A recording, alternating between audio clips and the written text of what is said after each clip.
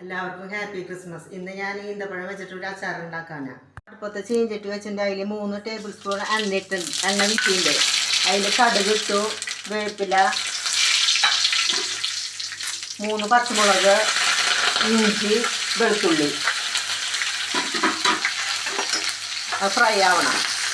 കൂട്ട് നന്നായിട്ട് ഫ്രൈ ആയി അതിൽ 1.5 സ്പൂൺ മുളക് പൊടി, വറ്റൽ മുളക് 3 എണ്ണം, മഞ്ഞൾപ്പൊടി 1/2 സ്പൂൺ, ഉപ്പ് മിക്സാക്കാം. അതിൽ 1 സ്പൂൺ ഉലുവേര പൊടി, 1 സ്പൂൺ കായത്തിൻ്റെ പൊടി. ഈന്തപ്പഴം ഞാൻ ചെറുതായി അരിഞ്ഞ് വെച്ചിട്ടുണ്ട്, അതിട്ടു. പിന്നെ അതിലേക്ക് ചെറി കുറച്ചെടുത്തിട്ടുണ്ട്, കിസ്മിസ്, ഉണക്കമുന്തിരി വെള്ള അതും ഇടാം. എന്നിട്ട് മിക്സാക്കാം. 4 ടേബിൾ സ്പൂൺ വിനാഗിരി ഒഴിക്കുക. അതിലേക്കൊരു 1/4 ഗ്ലാസ് വെള്ളം ഒഴിക്കുക. ഇത് നന്ന് വേവാനായിട്ട്. ചൂടുവെള്ളം ചേർത്താണ്. ഇതിൽ 4 ടേബിൾ സ്പൂൺ പഞ്ചസാര ഇട്ടു. നമ്മുടെ ഈന്തപ്പഴം അച്ചാർ റെഡിയായി.